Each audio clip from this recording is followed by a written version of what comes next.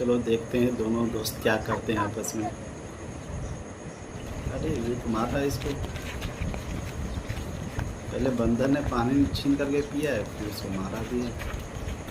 अच्छे ये दोनों दोस्त है, कहीं जा रहा है साथ में स्कूल पढ़ने के लिए। इंसानों का जैसे खेल भी रहा है भाई दोनों, जैसे लग रहा हो इंसान का बच्चा हो।